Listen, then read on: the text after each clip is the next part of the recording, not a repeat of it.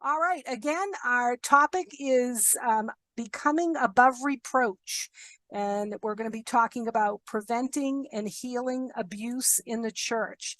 And I'm excited because our special guest tonight is a licensed clinical social worker. Her name is Suzylynne Williams, and I want to invite her to join me. And she is with hey, how you doing, Hi, Suzylynne? good. How are you? Good. And the organization she's with is called the Lighthouse. So, Susie, tell us a little bit about you and about your organization, and then we'll get started. But we want to know a little bit about you.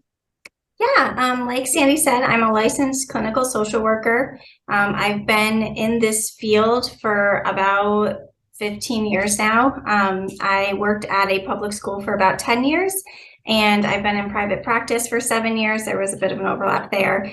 And then about 2 years ago, I left my job at the public school and started the Lighthouse. And our mission is really to help support individuals and families, but also churches and Christian schools around mental health and understanding how mental health and trauma really shows up in the body of Christ. And we have a combination of both clinical staff here and also pastoral staff. All right. Well, that's great.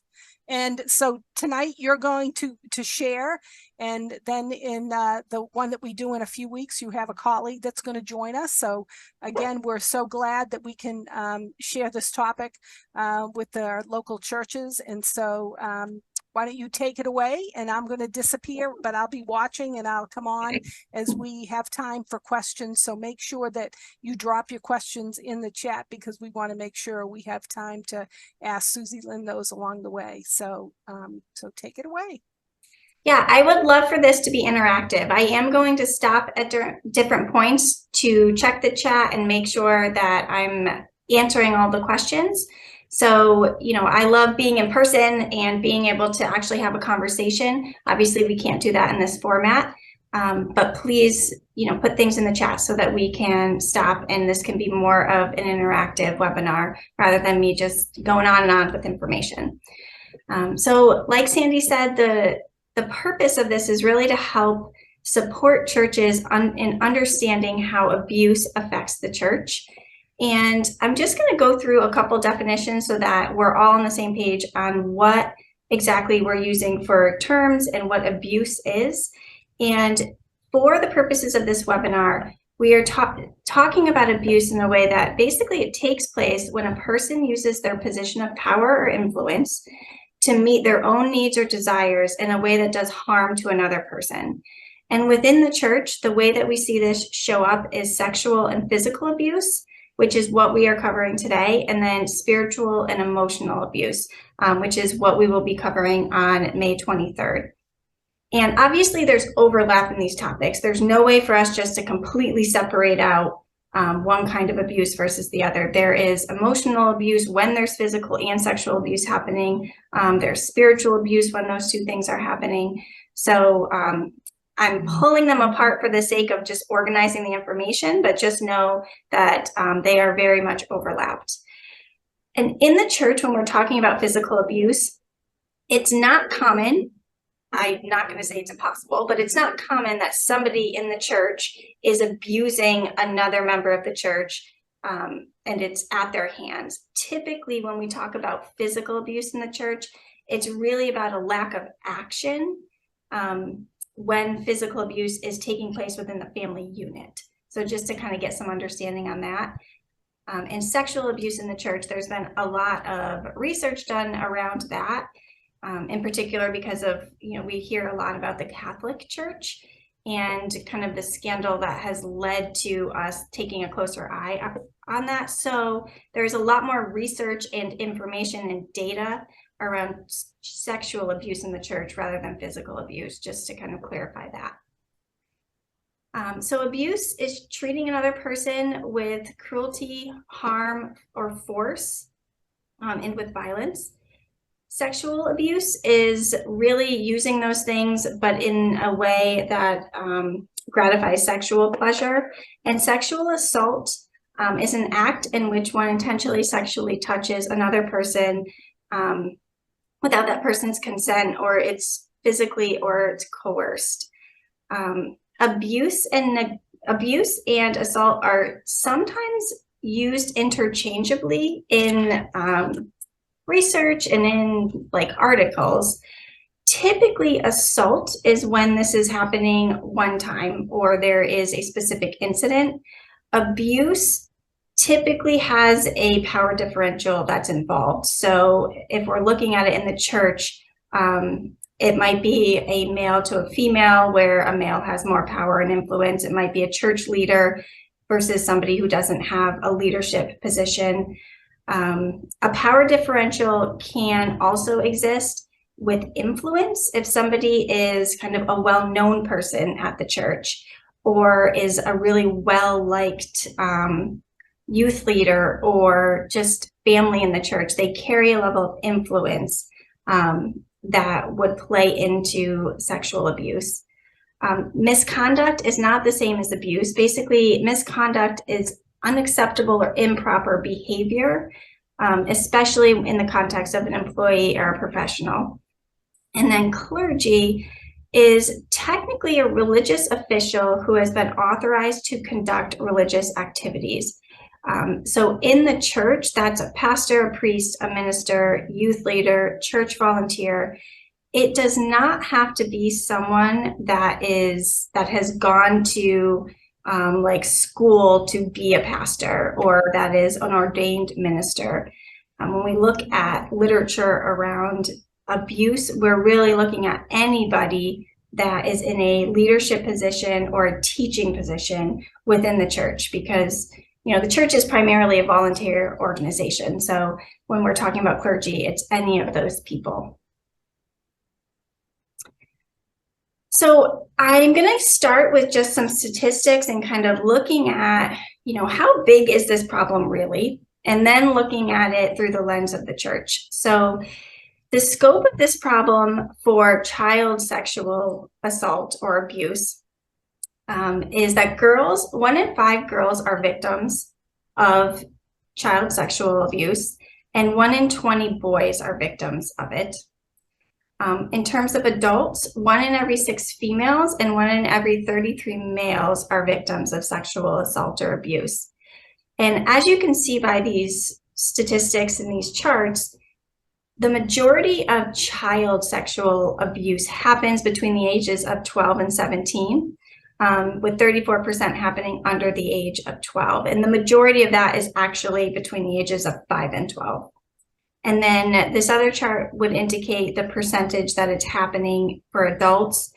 And the researchers believe that most of the reason that ages 18 to 34 is so much bigger than the rest of this pie chart is because this is where college happens. And college, sexual abuse and assaults tends to be much higher in that demographic than any other time of our lives. Now, this is just looking at sexual abuse.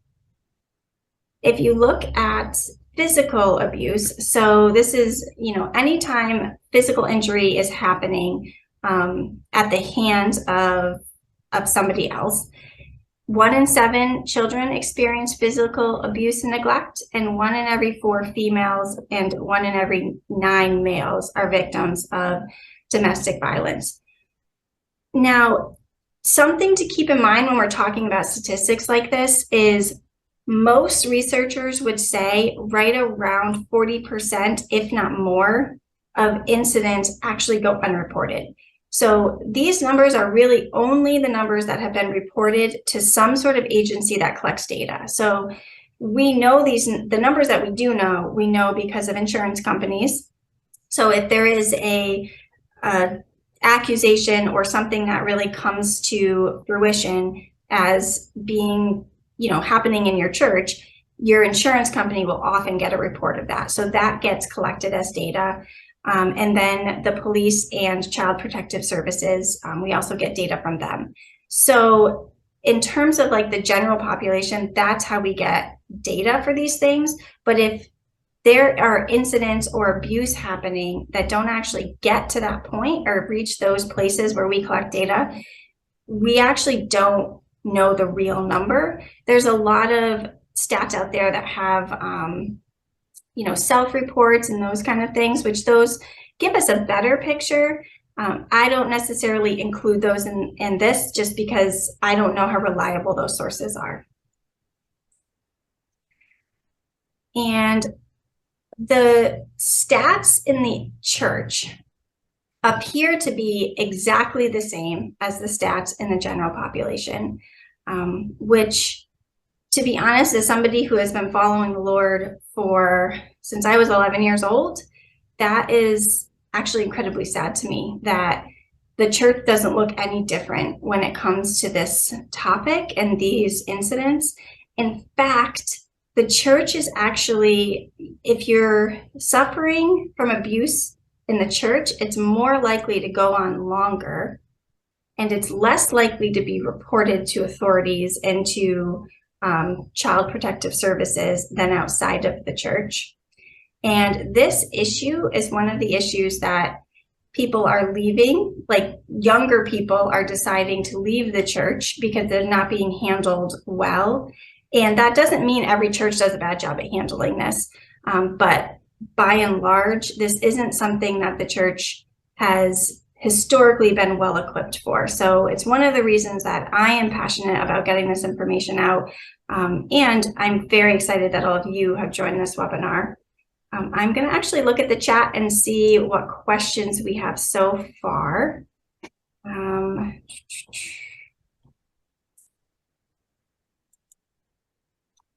Well, that's kind of startling information there, Suzylynne, about about the statistics, the 40% that first off don't get reported. Yeah. And again, like there's no way for anyone to know what exactly that number is, right. But they know it's a lot higher than what is actually reported. So it's sad. And, like these statistics for me working in the field, like these aren't just numbers, like this is my lived experience as well. When I sit with people who have experienced abuse from church members, like most of the people I work with have not reported it in any way that actually gets reflected in these numbers. Oh, wow. Wow. So, yeah. And so can you say a little bit more, especially about this abuse is likely to go on longer in the church? Now, what would be that? What would be a reason for that? So there's a couple reasons. We'll actually get to that information. Okay. But primarily, it's because coming forward and saying this is happening is incredibly hard for victims. Okay. Because you're not just risking somebody thinking you're a liar or somebody thinking that you're, a whore. Like you're also risking losing your support system because you're in a family unit in a church. So it doesn't just, and if you're a child, it doesn't just affect you. If you come forward and say that this other family who maybe has some influence is doing this, it's the whole family that gets affected. Gotcha. Yeah. And if they're not validated, then there's, a lot of times people lose their church family. Right. And is there a sense also, and maybe this works into it as well, the sense that people feel like it's easier to penetrate a church because we want to be Christian and we want to be nice to everybody? I mean, does that play into that at all? Yeah, it's something called the niceness culture. And we do a really good job training our children, especially, and our adults actually, like to be nice and to be welcoming and to put a smile on because that's what Christians look like. However, what it also does is make it so a lot of the behaviors that we'll see in a minute that are kind of indicators that something's going wrong actually look like respectful, well-behaved children. Gotcha. And we're expected to be really nice to each other. So it definitely, the niceness culture plays a lot into that. Gotcha. Okay. All right. That's all the questions for now. Okay, perfect.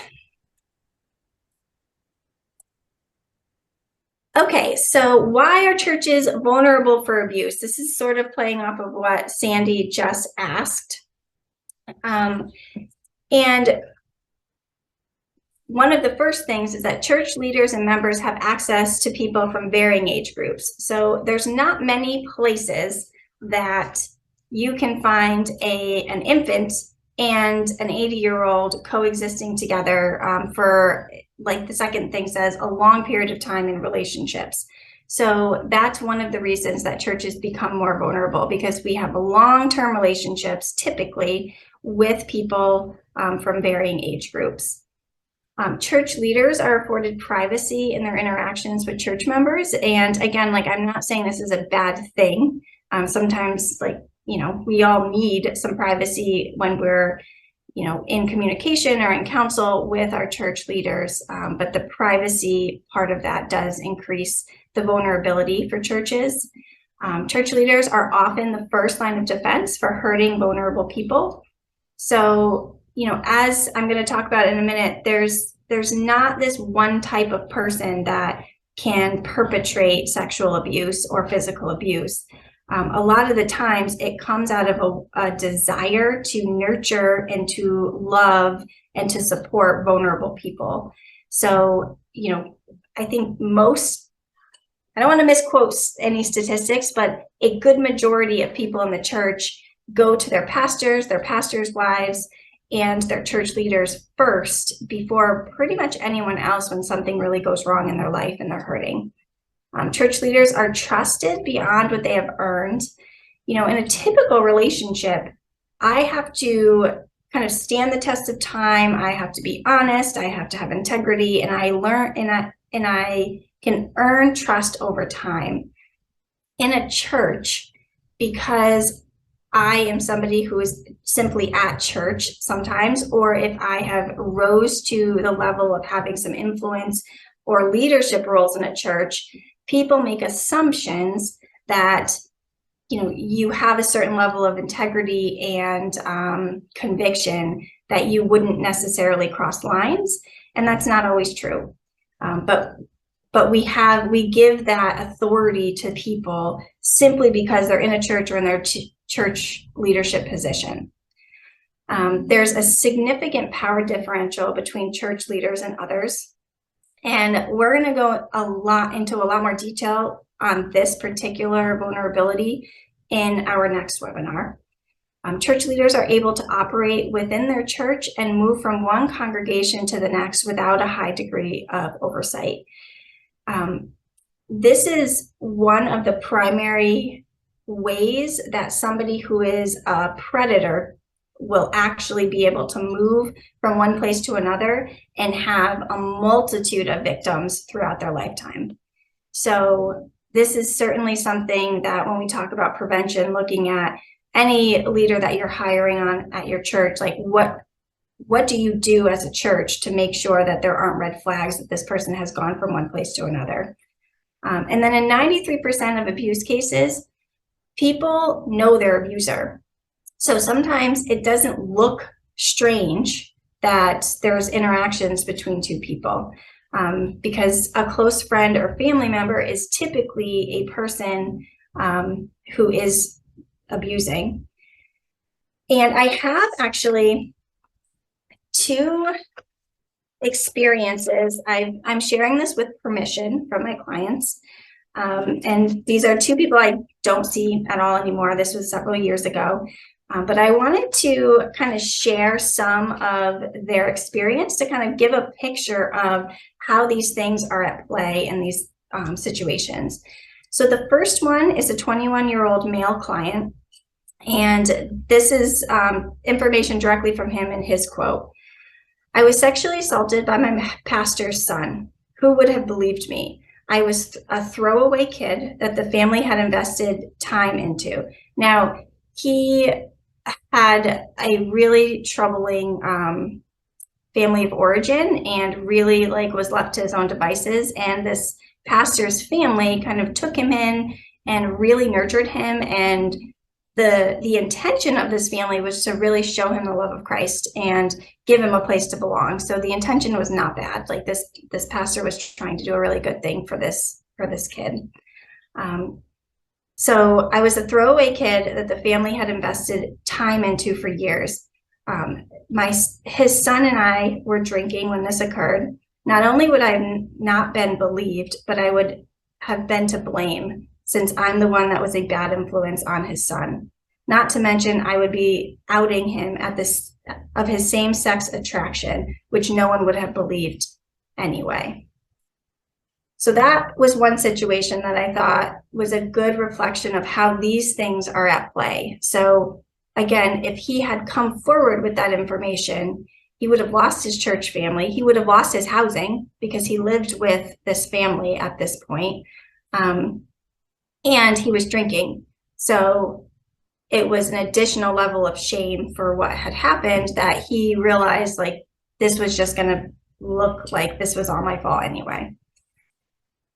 The next case that I'm going to share is a 45-year-old female who was in a community group with the associate pastor. The associate pastor had been married for several years, I think like 20-something years. I went to him after my husband passed away. I was so broken, lonely, and in a dark place. He made me feel so cared for. He told me he loved me. It was so nice to not feel alone and hear those words. I just didn't realize he didn't mean it as a sister or brother in Christ.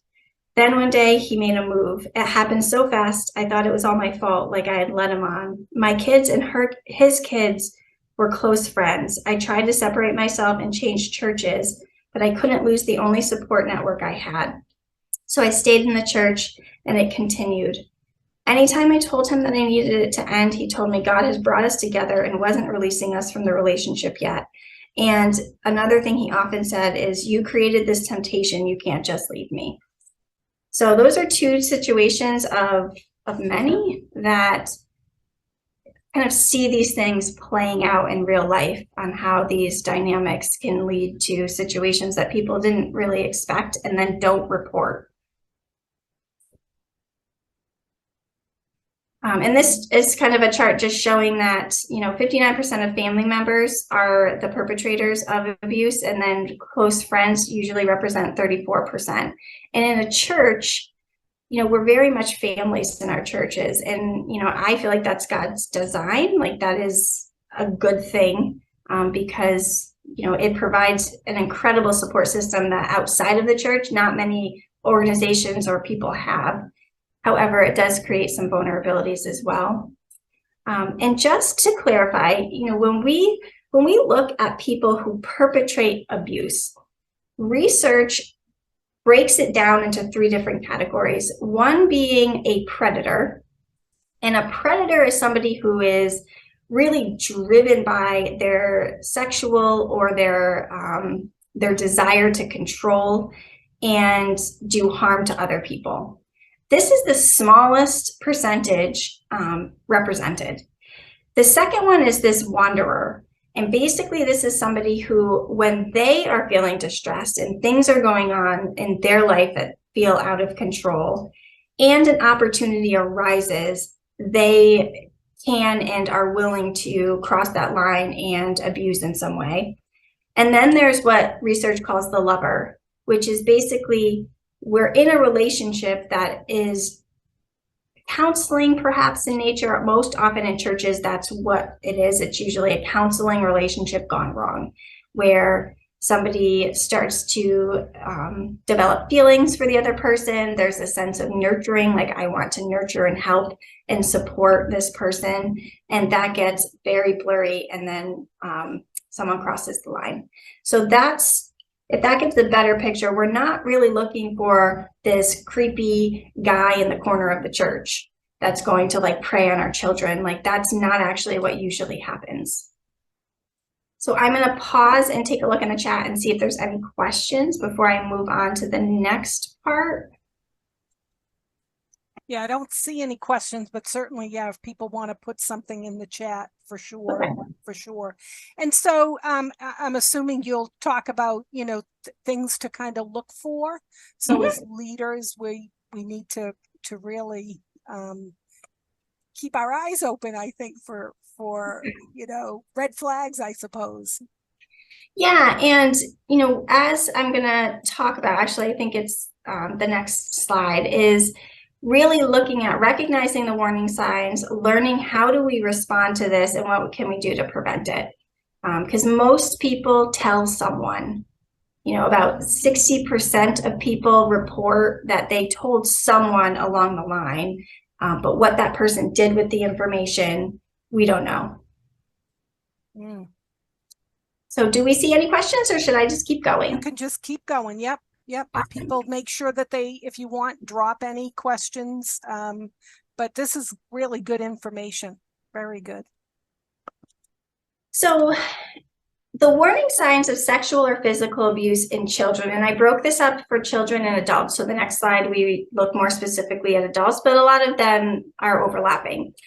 So behavioral signs, we'll see excessive talking about or knowledge of sexual topics. And again, not if you know a kid that seems to know lots about sex at a very inappropriate age, it doesn't mean they're being sexually abused. It's just one of the warning signs to kind of like think through, are there other things going on or other signs? And these are signs, they're not risk factors. So that's a whole separate kind of category of things to be aware of. I didn't get a lot into that because I knew we only had an hour and I didn't want to miss the prevention piece. So you can Google it. I can provide those resources if you want me to. But these are just the things that you might be able to notice. Risk factors you might not be aware of. So behavioral signs are excessive talking or knowledge of sexual topics, keeping secrets or not talking as much as usual, not wanting to be left alone with certain people or being afraid to be away from primary caregivers, especially if this is a new behavior. Regressive behaviors such as resuming behaviors they had grown out of, like thumb sucking, bedwetting. If somebody is super compliant, which again, this is one of the things that in church, we love this. The parents are doing a great job if the kids just do everything they're told. However, this is actually kind of a red flag that something is not going the way it should be in development for a kid, because kids naturally do not just do whatever they're told. At least my kids don't. So if we see a child who is just always compliant, and another indication is if a kid's always apologizing. If you know a kid that's just constantly like, I'm so sorry, I didn't mean to do that, that's a good indication that kid's not free to make mistakes, which is a bit of a red flag as well. Sexual behavior that's inappropriate for the child's age. So if you notice that a kid is touching their private parts a lot, or they're trying to touch other kids, those are kind of two visible things. Spending an unusual amount of time alone. As once we get into teenage years, it's sort of this expected thing that teenagers are going to isolate to some degree, because developmentally that's not, totally out of the norm. However, it is a red flag. Like if a kid is frequently and constantly alone. And the other thing to keep in mind is sometimes abuse is happening online. I didn't get into that too much in this webinar because I feel like that's an entirely separate webinar. But online abuse is really growing at an incredible rate at this point. Unexplained injuries. If a kid has, hesitation, or they just seem like they're trying to come up with a reason why they're injured, that's definitely a sign. And then trying to avoid removing clothing to change or bathe. Not necessarily something you'll see at church, but something that's good for your common knowledge in other areas. Emotional signs is change in eating habits. Eating is a very good indicator that something's going wrong. If a kid starts to restrict their eating, usually that's about control. It's about like everything's out of control, like I can control this. A child probably doesn't have that language, but that's one of the indicators that something's not quite right, or they're under an undue amount of stress. Change in mood or personality, such as increased aggression or a shutdown. And again, this is often perceived as well behaved in a church or, a shy kid, but it's definitely something to consider in a bigger picture. Decrease in confidence or self-image, excessive worry or fearfulness, an increase in unexplained health problems such as stomach aches or headaches. So kids are not going to come and say, hey, I feel anxious. A child is most likely to come and tell you they have a stomach ache or they have a headache. And when a kid is in the midst of an abusive or neglectful situation, their brains are actually producing cortisol and adrenaline at a much higher rate than the rest of the population. And those two things cause physical responses that will cause headaches, will cause digestive problems, stomach aches. So there's some very concrete things that kids will indicate are physically wrong with them when they are overstressed, which could definitely be an indicator. A loss or decrease in interest in school activities or friends, nightmares or fear being alone at night, and then self-harming behaviors are pretty common. And then in adults, again, a lot of these are the same, but increased isolation, a change in mood, losing interest in activities once sought after. In a church setting, I would say if all of a sudden, like, there's adults that are really active and really involved in things, and then they sort of drop off and they don't really come around anymore, they're trying to separate themselves from like social situations in a church, that's definitely something to kind of question. Seeking time alone with a particular person. And then behavioral signs are withdrawing from social functions, seemingly sudden changes in personality, unexplained injuries, reactions don't match the situation. So if you know that somebody, like, something terrible just happened and they're sort of like, don't seem like anything happened, or something small happens and their reaction is like off the charts, that is an indication that something is definitely going wrong. And then difficulty sleeping, or they're appearing tired.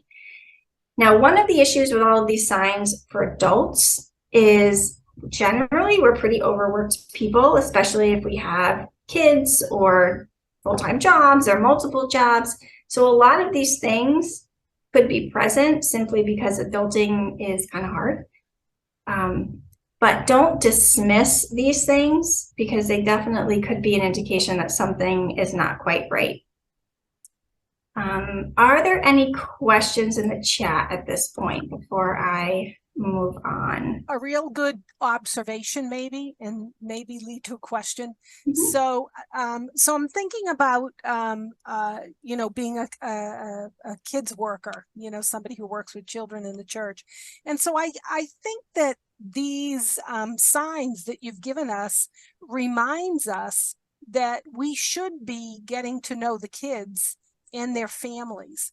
And I think when we get to know their families, because some might be saying, well, how would I know if they're having nightmares? How would I know this? How would I know that? But the thing is, if we're developing those relationships, not only with the child, but also with the family, if a parent is noticing or a caregiver is noticing, some type of behavior, these are some of the things that they may be telling you. They may be saying, hey, just been noticing for the last couple of months, So I think it's a good reminder for us that that's one of the reasons we build relationships.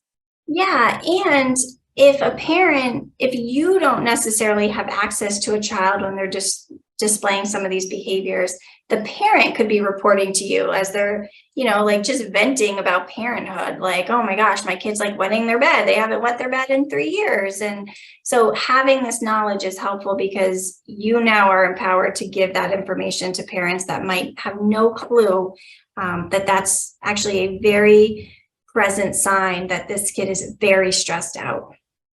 Right. And Dave in the chat mentions that, what if some kids are alone if they don't have friends outside the church? What about those kids that are shy and reserved and believe with good manners. Not everything you mentioned, we don't need to jump to conclusions. And Right. what he says is we do need to use discernment. And I Yes, think that, absolutely. yeah, And I think that's we why need to- one of these things is not, I'm not saying you should be calling DCF or DCYF because one Correct. of these things is true. That is not the case. It just can be something that you kind of put a pin in and think, like, I'm going to pay extra attention to see, does this kid integrate with other kids? Do they seem really comfortable and have a good attachment with their parents? Like those kind of things. Yeah, and check with other leaders in the church. I mean, it doesn't have to be a big deal. It's just, the cause, if something's concerning, because I do think, the Spirit works within us. And I think that, we will get a sense that something's just not right. And instead of pushing it aside, we need to make sure that we're following up and doing our due diligence too. So I do think these are good to know. Yes. Okay, so responding. Involve outside agencies when needed. I hear a lot about church discipline, and church discipline isn't necessarily a bad thing. If a crime is committed, church discipline is not the right avenue. A crime should be handled by an outside agency. Police should be involved in whatever capacity is appropriate. Anything for minors really should include DCF. And I'm not in any way suggesting that that is going to solve the underlying problem. There are many situations that I do not want to call DCF. However, I'm mandated to do so. And there are a lot of situations that simply calling DCF demonstrates to this kid that this is not okay, that this is happening to you. By not making a big deal of it, you're actually communicating to this child or this woman or this man, hey, this isn't that big of a deal. So keeping it between you and the person, if it is too much of a dangerous situation, is not appropriate. Following mandated reporting laws in your state, which my next slide actually talks specifically about that. Not being afraid to bring your concerns up to the person that you believe may be being harmed in private. Obviously, this requires some discretion and discernment because there are ways that you want to bring this up that I'm going to kind of give you some specific words that might help. Provide resources available in your area that are easily accessible to church members.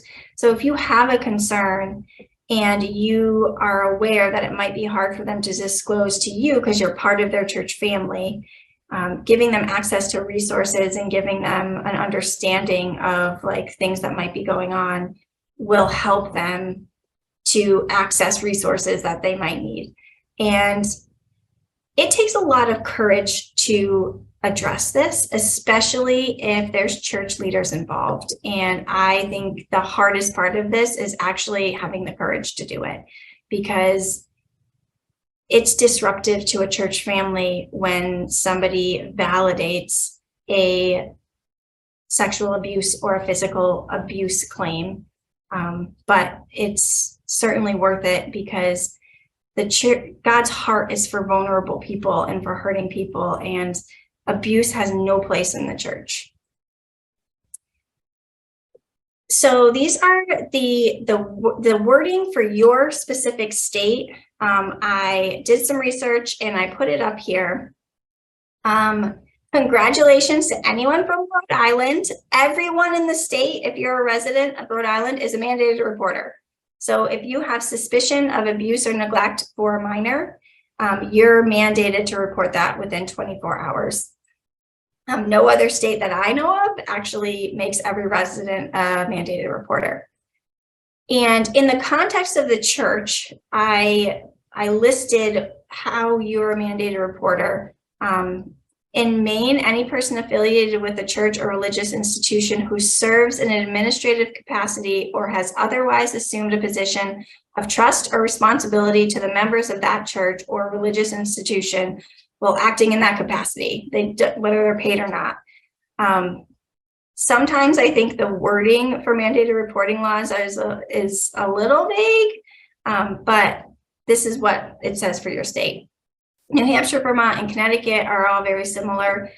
Basically, any member of clergy, which again, if you look earlier on the slides, a clergy is really, it's not just somebody that's ordained or has gone to school. It's anyone acting in a teaching or preaching or leadership position in the church.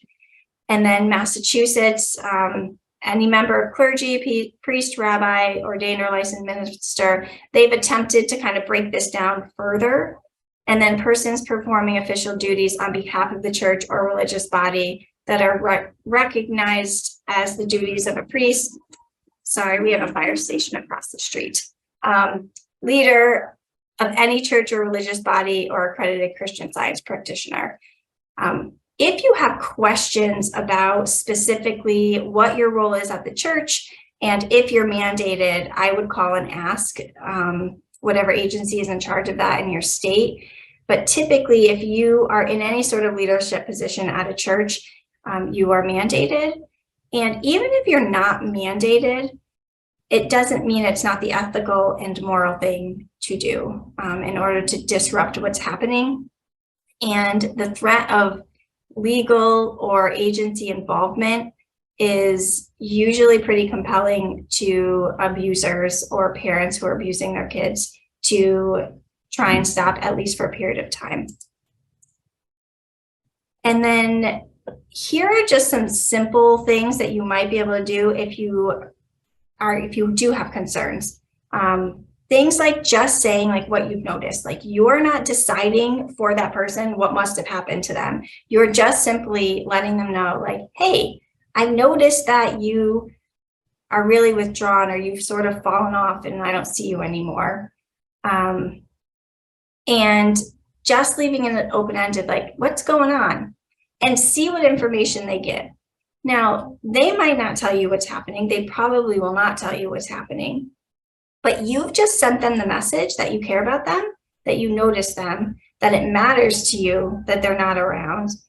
And you're also opening the door for if they need somebody to talk to, or if they get to a point where they're ready to say something, that you are probably a safe person to talk to about it.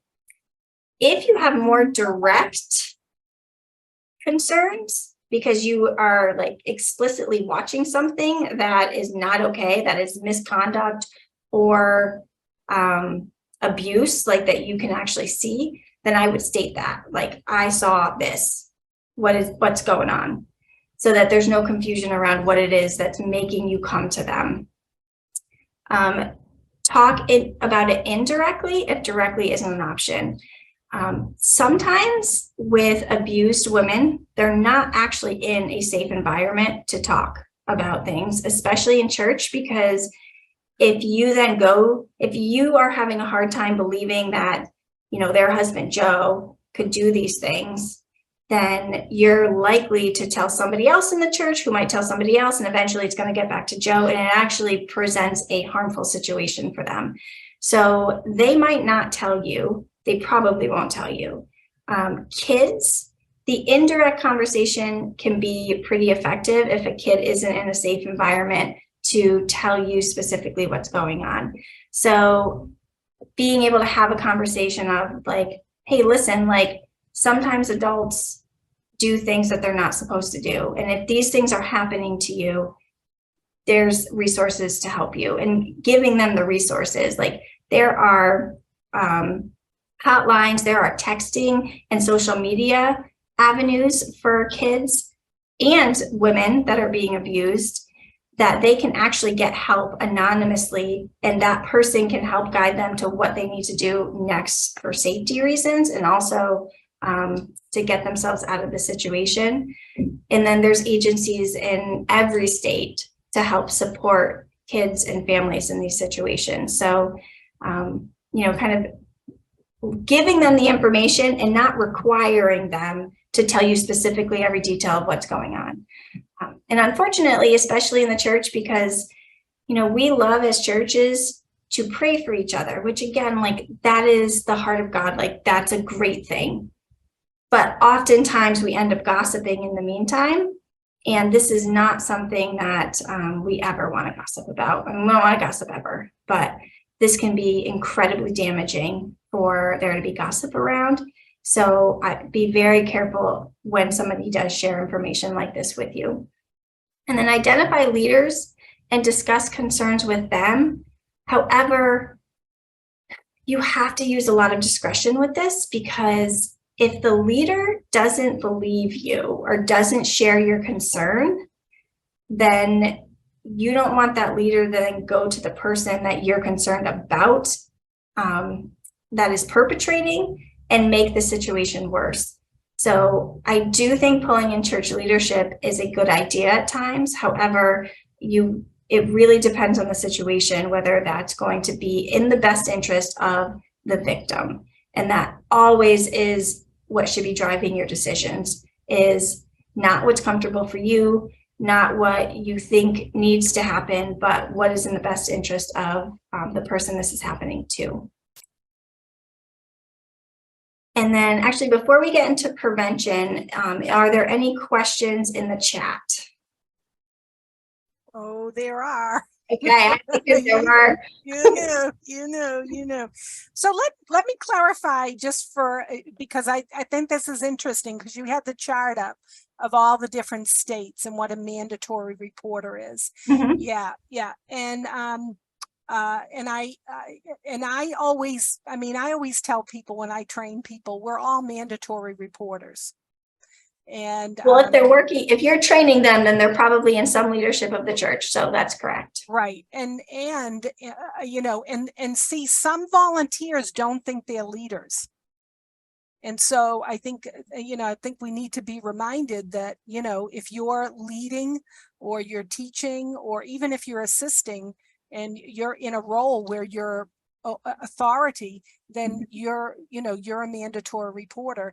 And somebody said, so do you just tell the leaders of the church and they report? No, the person that Correct. The information was given to or has the concern is actually the one that has to make the phone call. That's right. And I'm, I've never had to make a report, but I've been with people who have, and because they needed the moral support. Mm-hmm. And DCF in Massachusetts anyway has always been very helpful because they don't, I noticed they don't jump to conclusions unless you answer the question that you might feel that the person might be in danger. Right. Because so a question came up about, you talk about abuse in the church. So what happens if a child comes to church with bruises on their body and the abuse hasn't happened at the church, but at their home, Right. So at the beginning of this, I did specify that typically physical abuse in the church is not about somebody at the church doing harm. Usually it's the church still has a responsibility to help protect and nurture the families in the church. So if a person comes in and they've got bruises all over them, and you're a church leader in any capacity, or you're a volunteer, you actually still are responsible to call that in as a mandated reporter. Mm-hmm. Right. Me in a therapy office, if someone comes in with bruises on their face, I obviously didn't do that to them, but they don't need to tell me somebody hit them in order for me to have to still call in. Right. And mandated reporting laws only apply to minors. So this is not adults. Interestingly, when I was doing a lot of this research, physical abuse as an adult or sexual abuse as an adult, we're not there's nobody that has to be pulled in unless you're a medical doctor. If you are a medical doctor in these states and there's a gunshot wound or a stabbing, there's laws around you have to report that. But as church volunteers and members of the clergy, you don't have to. Right. And a reminder too, I think that once an abuse allegation, once you do report and it does become public, churches should remember that they should have one person that's speaking on behalf of the church rather than, multiple people speaking at the same time, because it really, helps not only the person, but also the church. You know, I mean, too much information gets out there if we're not careful. Right. And the way a church handles this should always be driven by what the victim is comfortable with. Right. Just because it helps the church to get information out doesn't actually mean the church has the right to get information out. It really has to be about, what does this victim need to move forward? Right, right. But if it does happen, it's better that it stays in one place so that the church can, you know, be able to mitigate, you know, too much information being out there that may not be helpful, not only to the person that, you know, especially to the person that might have been hurt, for sure. And somebody asked about, do we know any, you know, people in the Bible when abuse took place back then? Oh, read scripture. There's many, I think. I mean, I can think of a couple. I can include that in the next webinar. There are absolutely examples of this. I just want to make sure we get to prevention tonight so that, Right. So anyway, those were just a couple of questions. So, yep. So stay tuned for that other information. Yeah. Great. Thank you. Okay. So prevention is the best thing that we can do as a church. And there's a lot that we can do. First of all, the most powerful thing we can do as churches is actually not be afraid to educate, to preach, and to teach about this topic. Not just what it looks like, but also empowering our congregations on how they can respond when they have concerns. Because when you preach on this topic or teach on it, you're communicating two very strong messages. One, to victims and to the people of the church, that they are safe and they will be validated here. But you're also sending a message to potential perpetrators that this is not a safe place for them, that you as a church are not afraid to get behind somebody who has been victimized and validate what has happened to them and actually address the situation. So preaching and teaching about it is the best thing that we can do as churches to prevent this from happening. Making reporting easy. This, I know that this makes people a little uncomfortable at times because of, you know, the false reports that could potentially happen. But those are actually pretty rare. They do happen. I'm not saying that, you know, there's no incidence of that, but typically a false report is actually a person identifying misplacing the abuse because for whatever reason, they can't say that it was their dad or mom or their brother. So it's less risky to say that this happened at the hands of some other person. But making reporting easy is probably one of the other really awesome things we can do as a church. When we talk about this, using the right language, calling the situation with the 45-year-old female and with her associate pastor, calling that an affair is inaccurate. Like, that is misconduct, that is abuse, that is a position, that is a person using their position of power to influence somebody who is clearly in a broken place.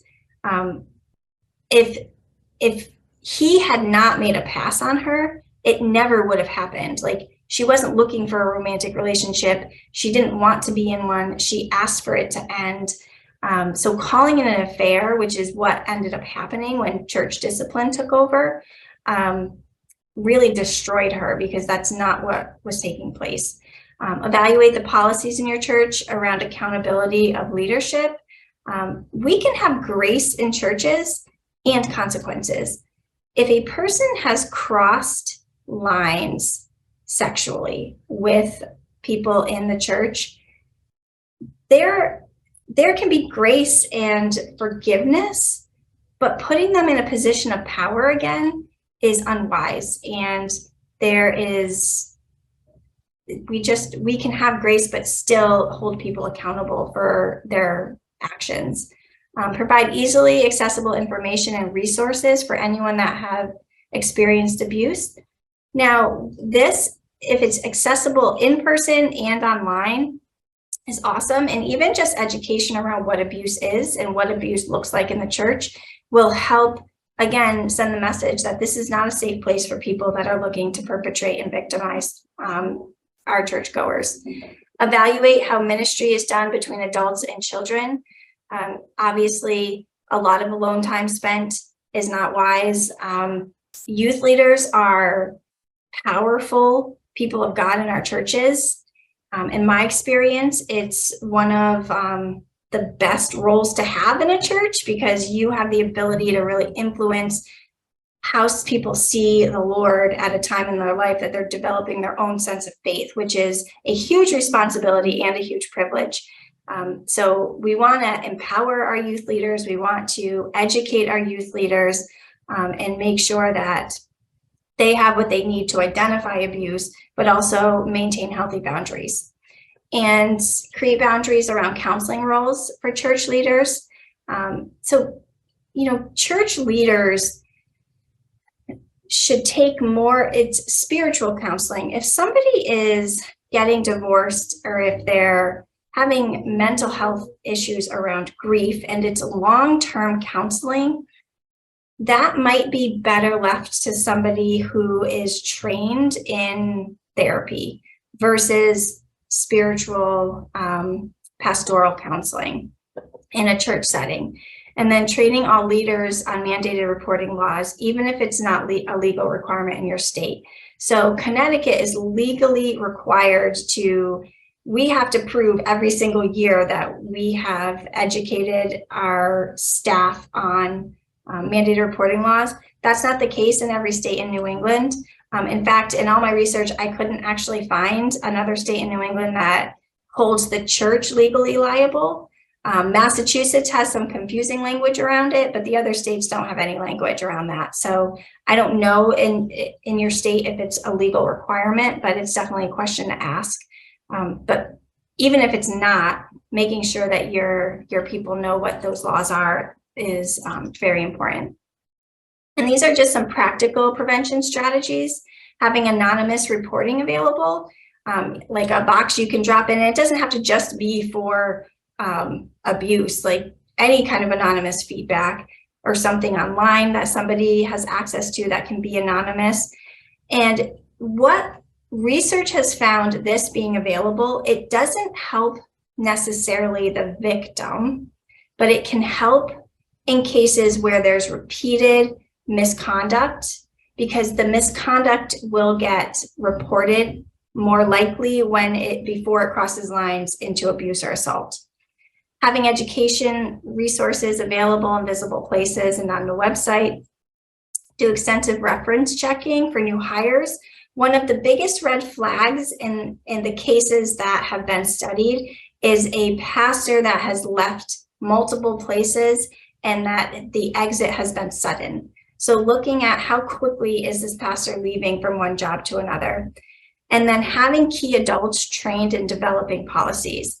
So this kind of goes in line with what you said, Sandy, having an adult or a group of people that the congregation knows are understanding the nuances of abuse and able to respond in a way and develop policies in a way that are sensitive to the nuances of abuse. So that can be filtered out to the congregation and that everyone knows who those people are.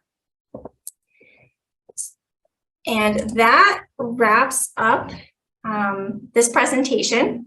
But if we have additional questions, I'm glad to stay on and answer. If you have situations that are going on in your churches, I'm happy to stay late and kind of discuss those with you as well.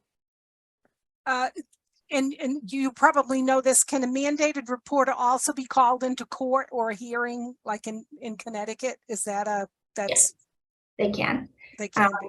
Yeah, they can. That's happened to me. It sounds a lot scarier than it is. When you call in, you're just reporting facts. You don't have to know that you are, you don't have to know for a fact this is happening. You're only calling in saying, like, I have a concern. Sometimes they accept the case. Sometimes they don't accept the case. You don't have to do the investigation. You just have to report the concern. And it's only when you're operating in the capacity that makes you a mandated reporter. If I'm driving home from work and I see some like kid getting beat, I'm probably going to do, I'm going to do something about it, but I'm not mandated legally to do something about that. So I can't be held legally responsible if someone was like, oh, Susie passed by and didn't do anything. Yeah, somebody mentions that in the state that they're in, West Virginia, that you're even mandated even when you're off duty. Some states are different, though. Right. All of the New England states are Right. not, with their off duty, then they're not mandated. Right. Right. I know that. So yeah. So, and again, I think that it's a good reminder too, just for churches as we wrap up, churches are responsible. And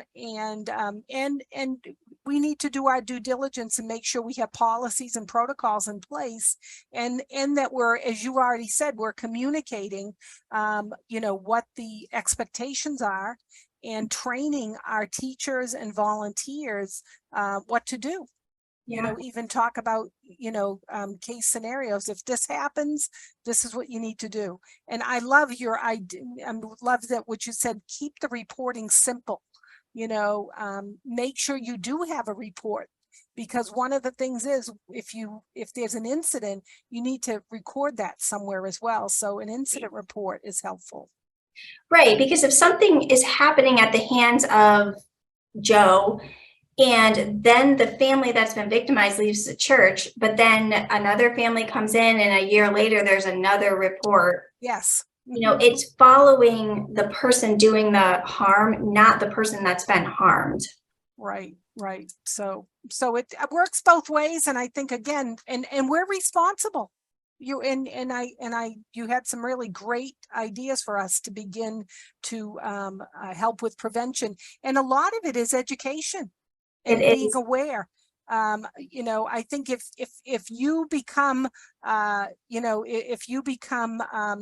a reputation that, wow, they train their people in knowing what to do. I think when predators come our way, they're going to exit out because they see that people are paying attention, that this is important.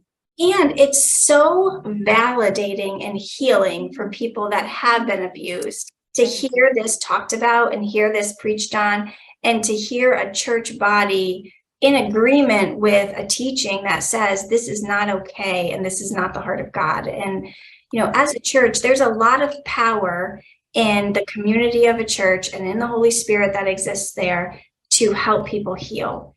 And abuse can definitely drive people away from the church, but we can change how we talk about this so that people who have been wounded in this way will be driven to the church, because it's the only real healing and overcoming the emptiness especially from childhood abuse. The church is the best place for people to heal. It's the only place for people to really heal. So the more that we can preach and teach on this, the stronger message we're sending that these people matter. Like, this is the heart of God, that you can get healing here. True. And of course, we're going to continue that conversation in just a few weeks. So just a reminder that in a couple of weeks, on May 23rd, Suzylynne will be back with us, and she'll have a colleague as well that will be on, and they'll be talking, continuing this conversation. So like I said, I'm going to plan to have this particular webinar edited in just a few days, again, so that you can share it with your congregation, as well as the resource sheet that Suzylynne's already sent our way. We'll send that, and I'll send you the link to make sure, if you haven't already signed up for the 23rd, you can do so, and make sure that you tell other people, because I do think this is really valuable. And I love that word. We validate for people that they're important, and this topic is important, and we're not putting our heads in the sand saying it doesn't happen, because unfortunately it really does. So, so that's coming up on May 20. If you want to be in touch with Suzylynne, you can reach her at the lighthousemanchester.com there, her email, and then of course myself. If you want to be in touch with me, we're happy to help. But we certainly do appreciate you coming, Suzylynne, because this has been really a passion of mine, because I think that we have to be the ones to be out there educating and, you know, saying to the church, you know, this is real and we need to be prepared for it to happen. So yeah, it's a privilege to be here. I really do appreciate the invitation. Yep. Well, thank you very much. And we'll see you in a couple of weeks. Awesome. Again, everybody, have a good night, and I'll say goodbye, and you have a blessed weekend. And we look forward to seeing you on the 23rd, and you as well, Susie. Take Thank care. you. Be Bye. blessed, everyone. Good night.